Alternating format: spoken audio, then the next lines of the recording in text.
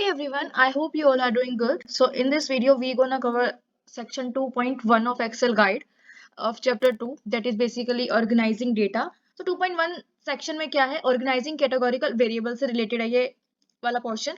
तो Excel guide के इस portion में summary table बनाया है. Summary table क्या होता है? Summary table basically tells the set of individual values as frequency or percentages for each category that we have. ठीक है, it helps us to see the differences among the categories by displaying the frequency, amount or percentage of items in a set of categories in a separate column. And ये हम कैसे कर सकते हैं? तो इसमें हम जो pivot table feature की help लेंगे. तो इसमें we gonna use the pivot table feature to create a summary table from the set of untallied data.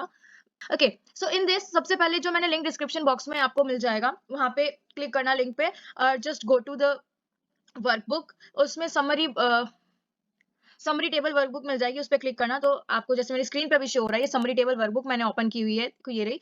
तो या ऐसे आ जाएगा. तो डेटा वर्कशीट में गए तो ये सारा डेटा आ गया. तो इसमें सबसे पहला स्टेप क्या है? एक्सेल गाइड को फॉलो करते हुए click on insert, then on pivot table, फिर इसमें फ्रॉम टेबल ऑब्लिक रेंज आएगा, इस पर क्लिक करना है. एक डायलॉग बॉक्स ओपन हो जाएगा जिसमें हमें टेबल या फिर जो भी रेंज है वो हमें फिल करनी है. तो इसमें जो हमें range according to Excel guide है वो हमने करनी है D1 कॉलन D408. ठीक है, और ये न्यू वर्कशीट होगी. Just click on okay. तो यू कैन सी हमारे पिवट टेबल फील्ड का और ये न्यू एक शीट ओपन हो गई है. तो इसमें जो डी वाला कॉलम है ना, अभी मैं आपको दिखाती हूँ डेटा वर्कशीट में. ये जो डी कॉलम है, तो हमने वो जो रेंज सेलेक्ट करी है वो इस कॉलम की पूरी की सेलेक्ट करी है. और इसमें क्या है, रिस्क लेवल है, और रिस्क जो है कैटेगोरिकल वेरिएबल के अंडर आता है. ठीक है, एवरेज है, हाई है, लो है, जो भी है. ठीक है, अब इसे पिवट टेबल कैसे बनाना है? तो पिवट टेबल फील्ड्स में as you can see risk level यहाँ पे शो हो रहा है. इसको ड्रैग करके रोज कॉलम में लेके रोज में लेके जाएंगे, रोज वाले बॉक्स में, और उसको समीशन वैल्यूज में भी लेके जाएंगे. एज यू कैन सी यहाँ पे काउंट ऑफ रिस्क लेवल आ रहा है और हमें काउंट ही निकालना है. लेकिन अगर आपके यहाँ पे सम एवरेज कुछ और आ रहा है, तो देखो यहाँ पे ये एरो है, इस पे क्लिक करोगे तो वैल्यू फील्ड सेटिंग्स आएगा ऑप्शन, उस पे क्लिक करना है. तो यहाँ से जब एक और डायलॉग बॉक्स ओपन होगा वैल्यू फील्ड सेटिंग्स पे जाने के बाद, तो उसमें आप काउंट को सिलेक्ट कर सकते हो. ठीक है, बेसिकली ये हेल्प करता है कि जो डेटा हमने सेलेक्ट किया है उसको समराइज किस तरीके से करना है, उसके एवरेज निकालना है, मैक्सिमम मिनिमम प्रोडक्ट व्हाटएवर. ठीक है, तो हमें काउंट निकालना है. तो ये हो गया. तो जैसे कि आप देख सकते हो स्क्रीन पे, ये हमारा पिवट टेबल एक तरीके से समरी टेबल हमारा बनके तैयार हो गया है. इसमें A3 सेल में सबसे पहले जो रो लेबल्स लिखा है इसको डिलीट करो और इसकी जगह लिखो हेडिंग डालना है रिस्क, जस्ट बिकॉज ये रिस्क का हमने टोटल किया है. ठीक है, तो ये हमारा समरी टेबल बनके तैयार है. लेकिन अभी हमें इसको परसेंटेज फॉर्म में भी निकालते हैं. तो C3 सेल में हमने लिखा परसेंटेज, परसेंटेज लिखा. ठीक है, अब इसके लिए जो फॉर्मूला है that is equal to B4 oblique B$7.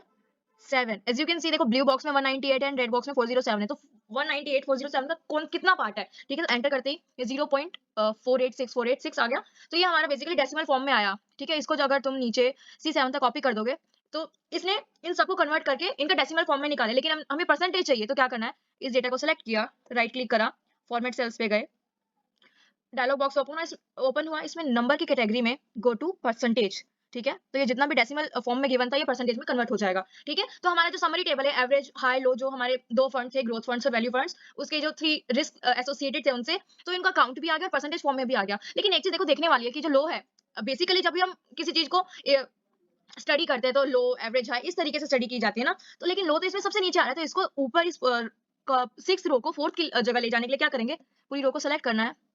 जब तक ये ऐसे, जस्ट अ मिनट, ये 4 वे एरो आ गया, इस पे क्लिक करना है और इसको ऐसे लेके जाना है ऊपर तक.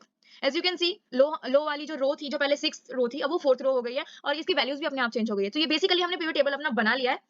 हाँ, तो मैंने इसकी हेडिंग भी डाल दी क्योंकि क्या था, ये summary table of risk level है जो कि 407 रिटायरमेंट फंड्स के लिए हमने बनाया. तो ये इसका रिस्क की कैटेगरी आ गई ए कॉलम में, बी में उसके काउंट आ गया टोटल, और जो सी था उसमें उसको परसेंटेज फॉर्म में हमने कन्वर्ट कर दिया पिवट टेबल की हेल्प से.